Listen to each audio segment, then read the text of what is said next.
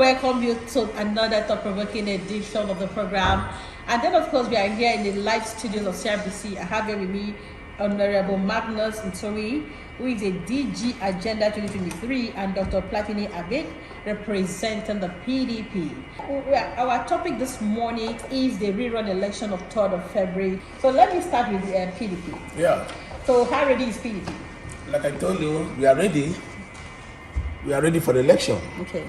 Not being ready, we are ready and we are hoping to win.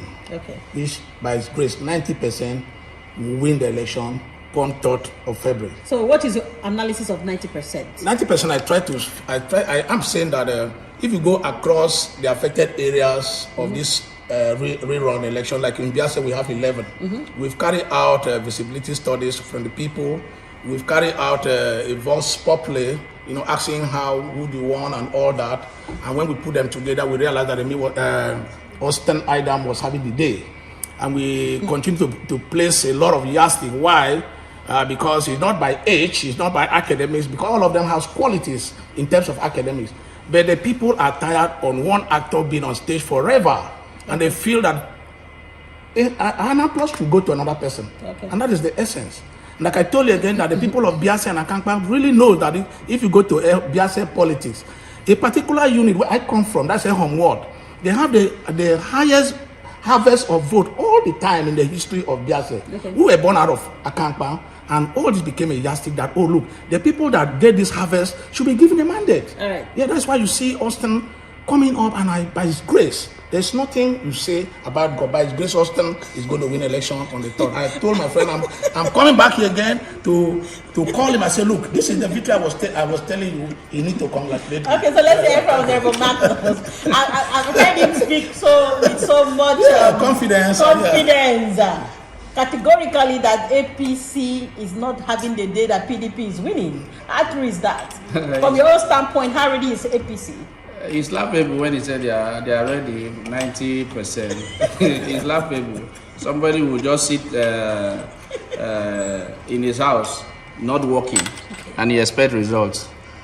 The APC is very ready. We have 19 polling units and 11 from Biase, and 8 from Akampka.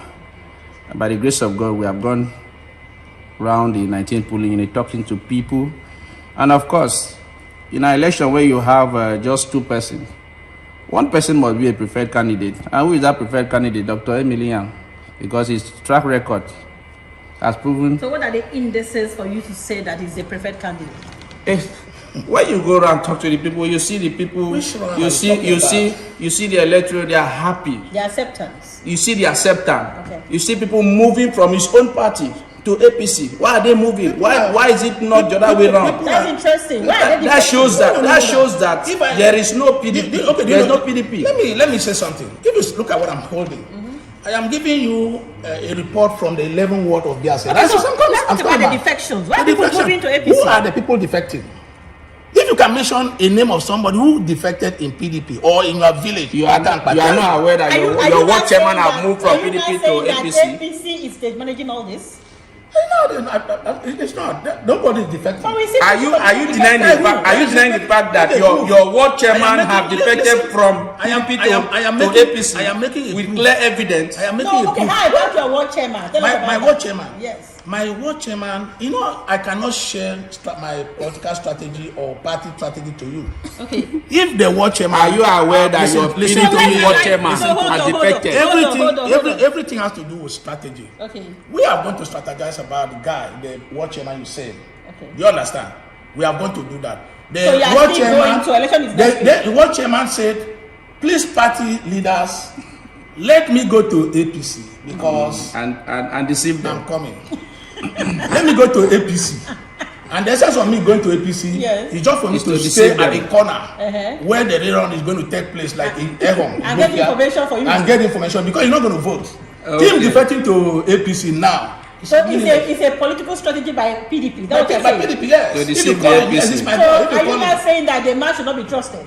Yeah, that's the point. He's a greedy guy. It's laughable. He's a greedy, and of course, he's not going to vote. He's not going to take part of the vote. Okay. He's from Bethlehem. Okay. And the election is taking place in Evia. Okay. So he cannot crisscross over there and come and conduct election here. And the people now. Magnus, don't you think this is privileged information? Yes, I'm just giving it because my friends. I just love it. It's not telling the public the truth. I'm telling you. It's not telling. Should I open? Let's hear from him. I used to do proof. I can do a last conversation we have with the guy before he defected. We have all the evidence. What are the evidences? Now hold on. Moving from one polling unit to the other, for the 19 polling units. Yes. Starting from Akampka. We have 2 polling units affected in my ward, where I come from. Sure. Ojung North. What is strength? I'm from. So hold on. You're talking about the strength. That's why I said it's laughable. Your information you're giving to the public, you're misleading the public. It's not that one you can The say 2 to polling the unit in my ward has over 4,000 votes. I doubt. And I tell you, even in my ward, that is where we have more votes. And that is the reason why if the PDP, if you're a politician, What is your ward? Hold on. Who's your ward? Ojung North. Ojung North. Okay. I'm from Ojung North, Okay. and that is where the commissioner for the CEO and chairman of Forestry Commission come from. Hold on. It comes from there. Hold on. And we have never in the history of politics lose any election Okay. to opposition party. All right. It's the party of the year that is always winning. And because of the strength of that polling unit was the reason why the PDP misbehaved. And today the people that made problem in that polling unit, they have all moved to APC. Okay. As you speak, the evidence are there, including their women leader in that polling unit. The PDP women leader moved to APC. Okay, so you're not telling us that 3rd February is going to be a walkover? It's a walkover across the 19 polling unit. Okay. And I can assure you that doctor seated here, after the election, we cross to APC. He was making no references to commissioners, and I said, okay, commissioner is from a village of a particular polling unit. Whether he have the influence or he have a vote to control in the state as commissioner, he will not leave this place to go and start influencing over other polling units. That is why I came here and made mention of Mbao Kweni's son. Please talk He's from Biakpan. He cannot leave Biakpan and come to a home ward where I come from to come and tell the people of APC or PDP this is the idea. No, you don't mention those things again. And he talks about a ward chairman defecting from PDP to APC. And now, what role is he going to play over when you have 7 days for this election? And that is where I even came up again to say that the former Biase local government chairman, Honorable Guaron, had interest, got the intent form of APC Guba election, and then when they were called for manifesto, he stepped down. It's a process that every person should go ahead. He did that for Preso 2. And Preso 2 at that point assured him, okay, if because he have experiences on agriculture, it was a one-time yes in agric. So he said, I'm going to do this. But it was so shocking for Preso 2 to know that Eguarong defected a week to that election. So what is the reason? So now the reason is... He was never contesting the election. Listen now. The reason was, he have his person. He was looking for compensation. Austin Idam come from the same home ward. So you are saying that he defected because of Austin? Exactly. All right, so let's wrap up this show. Yes. All right, so for us, our interest is having this by-elections in all these polling units across the state happen simultaneously, successfully, without any crisis. Yeah. That is the focus. This is beyond APC or PDP. We are going to go across party lines now to say there should be amicable understanding and people should conduct this election without shedding of blood. So for you now, as a form of last word, what is your message to the people of President who are watching? No, I told you it will be a peaceful election. You know, like my friend have said, any competitive election or issue, there must be winner. Just like the football today. Nigeria is getting clapping, supporting Super Eagles. By the end of the day, prayers at that point will not even work. So in your own opinion, who will be the winner? The winner of this election, the 3rd February election, is going to be Austin Idam for PDP. I shock him that I'm going to call him again here. So what if they reverse the case? I ask again. That is why I said there is that that understanding. So if APC wins, what happens?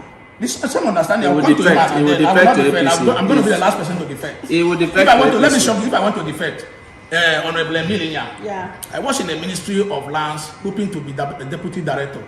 Emil, because of my stewardship, I supported him off and on, even when he was running election. And you supported him. You supported him. And he came to me saying, "My friend, go and take an appointment at University of Cross River State, Krutech." And I was not looking at it. Okay, Krutech is going to be better than over here. Yeah. But that is why I went. But you see me again, sitting down and say, no, I am a Nazareth. If I want to say so, I must support every cause of in Nazareth. You are my friend, Emil, and this is a brother.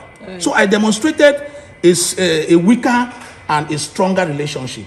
Austin became so strong because we are of the same.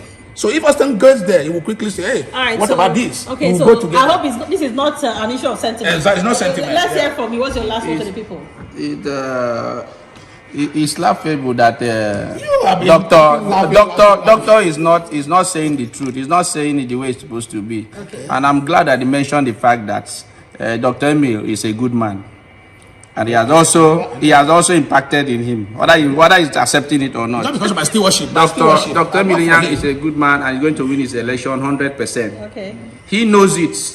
And I can assure you that Dr. seated after the election, after congratulating me and Emil and the party in the state, he will cross over. I won't cross. A lot of them, they are coming. We don't want to blackmail anybody. You know, I have something. Sincerely speaking, we don't want to blackmail anybody. Okay. We know most of them that are saying they want to wait after the rerun. They'll cross over. But the ones that has confidence and courage are already doing it. They are not waiting for the day of the election. Because they are showing total support and commitment.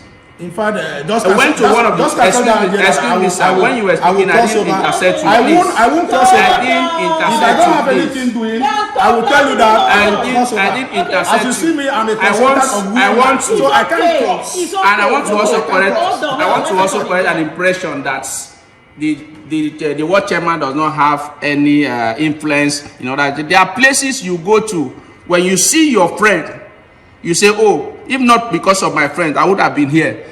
We are going for campaign in Akampka and Biase. All the stakeholders, irrespective of the ward you're coming from, everybody's going, because they believe that it is a party affair. And when you look around, you look to your left, you see your friend, you look to your right, you see your friend. You have no reason to stay back. You say, oh, because my friends are here, and because this party is focused, you can see what the state governor is doing in less than 7 months. And a lot of people are moving because of what he's doing in the states. Before now, we know the state of the Cross River State. Now, everything is changing. And because of that, people are now moving and say, let me join hands with the state government and do what is right. And that is the same thing they are doing in Biase. Okay. They have discovered that Emilian and the APC, they are working. And people said, there is no more time for opposition. They are now moving. That is why we don't have, even Labour Party, there is no Labour Party in Cross River State. And there is no PDP. If you say there is no PDP. Let me shock you. Let me shock you. Let me shock you. You mentioned the life of Jarigbe and co. But let me shock you that Jarigbe himself is half-fledged APC. And very soon, this one you are talking to kindergarten. You are talking to kindergarten. Very soon, a lot of them, because of the new law. You said about ward chairman. Ward chairman is not a leader because in leadership. In leadership, there are a lot of qualities. So that woman you're talking about does not have any qualities. Are you getting vexed? I'm not. The last thing I'll say is this. After the rerun,